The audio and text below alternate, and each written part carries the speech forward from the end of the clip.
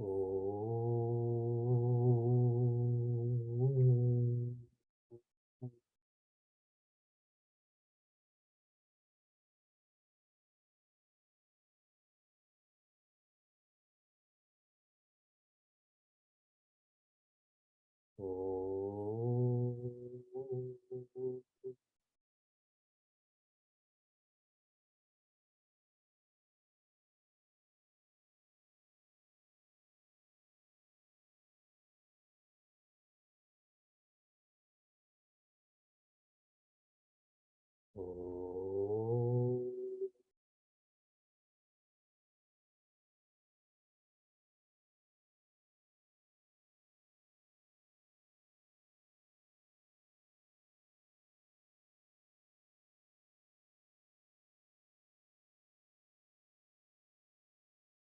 Welcome to Meaningful Mornings.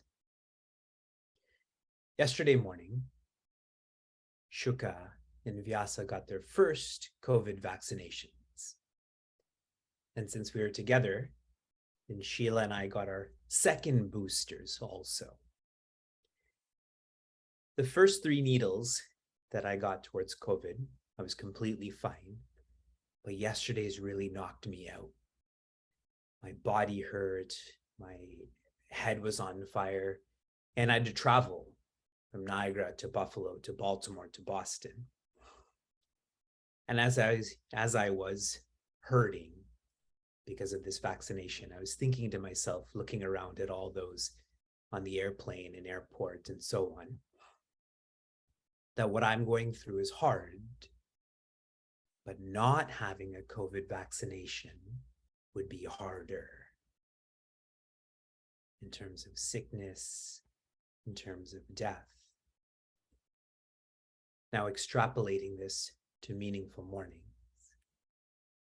waking up early, taking notes, trying to live by yoga is hard, but not doing this is harder. To normalize stress, anxiety, dejection is harder. As we approach our 108th week together, I've read to you Pujya Swami Chinmayananda's insights into Sanatana Dharma. That was 2 mornings ago. Zooming into Sanatana Dharma, Vedanta. I read that yesterday morning. Now I'm going to read Pujya Swami Chinmayananda's insights into the guide that is using the map of Vedanta from the bigger map of Sanatana Dharma.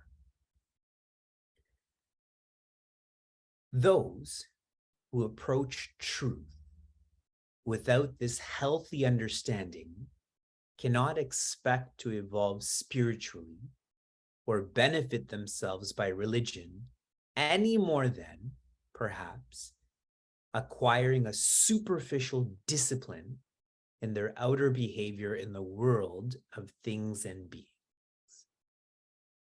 The term dharma has already been described. In the textbooks of Vedanta, the main preoccupation of the rishis was to supply enough arguments and intelligent illustrations to prove to their students that beyond their conception of themselves as mere bodies and bundles of thoughts and feelings, they were, in essence, the pure awareness, without which none of their different layers of personality could ever come to exist or consistently function or provide for them a harmonious experience of the whole.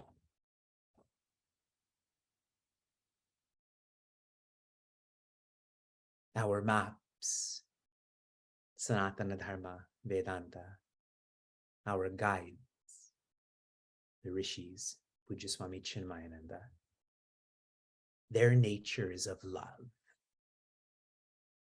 and all that comes from them has to have the same nature. In society, new trends, they keep coming, one of which is mindfulness. Mindfulness in practice is focusing. Society is so distracted that a trend is needed to focus. Another trend, intentional living. Society lives in the past towards regrets and future towards anxiety so much that a trend is needed to live in the present. Yoga is different than mindfulness, different than intention. Yoga is living with vision.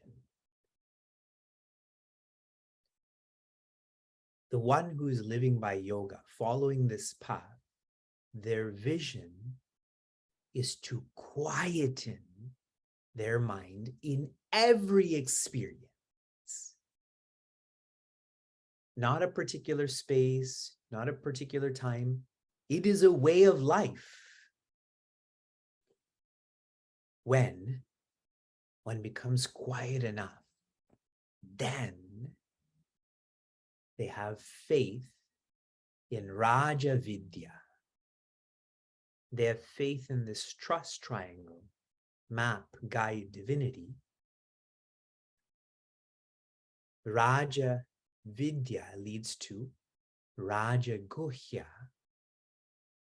leads to them knowing who they are, which is infinity.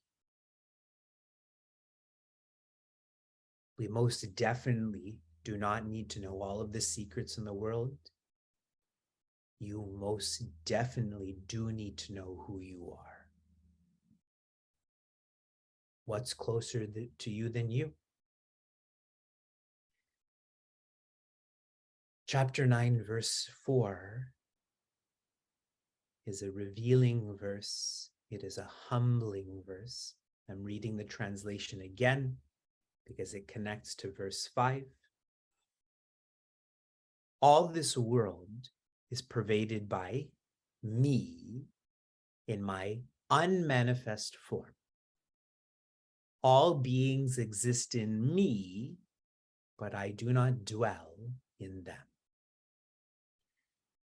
By show of hands, how many of you have intellectually understood verse 4? By show of hands, experientially, how many of you are living verse 4? This is not even half of Bhagavad Gita. There's still half more to go. Here's a final reflection as we lead into verse 5, which is even more causal. Touch the things around you right now. They exist, yes? If they exist, there has to be existence. That which exists dwells and depends on existence. Existence does not dwell or depend on that which exists. Existence is independent. The same goes for knowing. You know all around you, but all around you doesn't know what it is. It doesn't know who you are. If there's knowing, then there has to be awareness. And the most difficult to orient ourselves towards is joy. All of the joyousness we have ever experienced through vacations, through family, etc. If joyousness is there, then there has to be joy. That is you. Verse 5. I pray. I pray you continue with meaningful mornings after you reflect on these verses. Nacha matstani bhutani Pashya me yogamaishwaram Bhuta brinnacha bhutastaha Mamatma bhuta bhavanaha. Okay, let me go back to verse 4 before I read this first line, okay?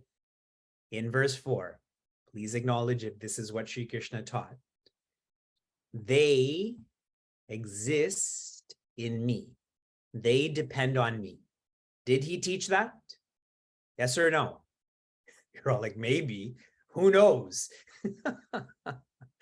And then he also followed up by saying, I do not exist in them. I do not depend on them. Did he teach this? Okay, so now in the first quarter, he says, and na matstani bhutani, and they do not exist in me. And they do not depend on me. So it's like he was distracted. He needs to live mindfully because what's happening between verse 4 and verse 5? Just so we're clear, in verse 4, he shares, they exist in me, they depend on me. In this first quarter, he's denying that, rejecting that. They, all articles being circumstances, all body, breath, mind, intellect, they do not exist in me. They do not depend on me. So Sri Krishna, tell us what's happening then. Pasha, see, feel intuitively, my, yogam, aishwaram. See, feel my yoga. The word yoga means to unite. Yes? That means there's two entities. The yoga he's referring to here is uniting that which is an illusion with that which is real.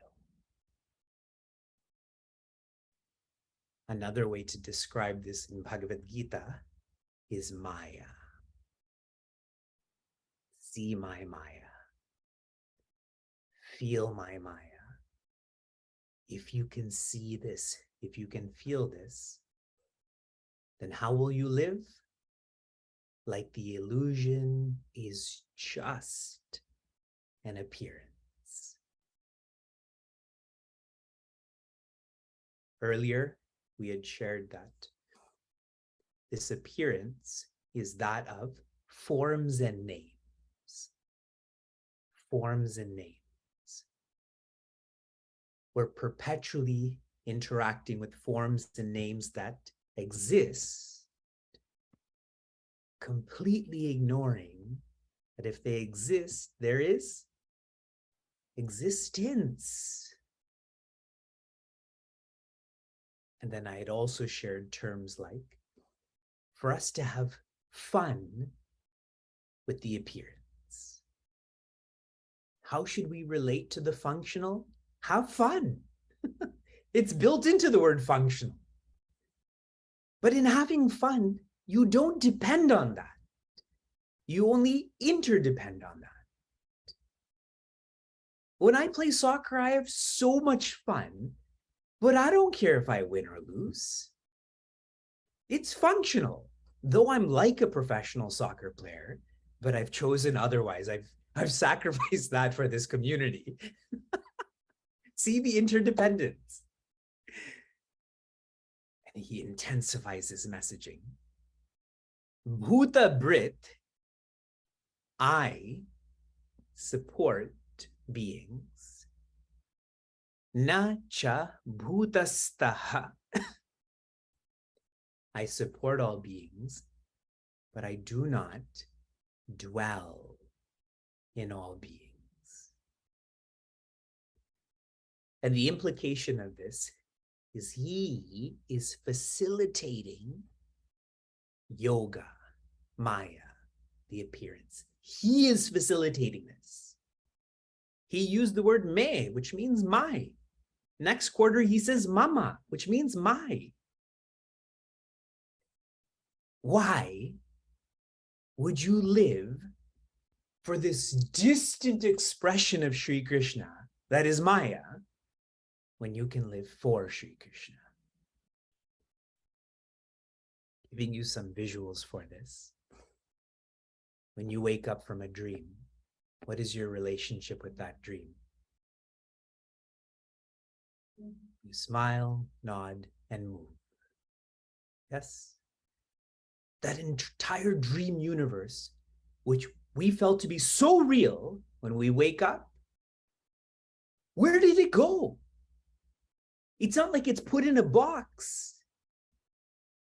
So now this whole sentiment of if Vivek is enlightened, is awakened, that all of this will fundamentally become functional, we go through this regularly. But we limit it to our bedroom, waking up from a dream. The example Pujya Swami Chinmayananda, Vedanta, Sanatana Dharma uses is about the snake on the rope. If you had an interview with the rope and said, how come you were a snake last year, last lifetime? That rope will say, I was not a snake. I am not a snake. I will not be a snake. This snakeness is impossible. So if you're seeing and feeling the snake, have fun. Visualize a cobra being there. Why a garden snake? Visualize the cobra, have fun. Mama Atma Bhuta Bhavanaha, this facilitating of beings, of coming and going, I facilitate this. Sri Krishna is having fun. We want to be close to him, then we should have fun too. We'll continue reviewing this. Sri Krishna gives us a visual for these two verses in the next verse. From inspiration to application. A recent application of yours was to realize we've completed 750 days of meaningful morning. Reflecting on this on the plane yesterday, about people who really have a passion to go home. They'll wait any amount at the airport, fly any airline, and so on. In the same way, for all of us who have a passion to go home, to be with our parent, he, that is Sri Krishna, will create a path for you. I feel meaningful mornings is an expression of your passion to go home. And then I asked you to listen to MC Yogi's Bliss. How many of you did this? Good. What a good song, no? And the best lyrics for me are this and that and this, all of it is bliss. These references of this and that and this, it's all oneness. And there was a nice exchange between Priya from Toronto and Geeta from Portland about understanding the song. Your application for this morning, what percentage of your life achievements, your life successes are rajasic, which means functional, and what percentage are sattvic, which means fundamental? What percentage of your life achievements, successes, are more selfish, small, and are more selfless or big? Shanti, Shanti, Shanti. Be safe, be sound, be serene, be joy.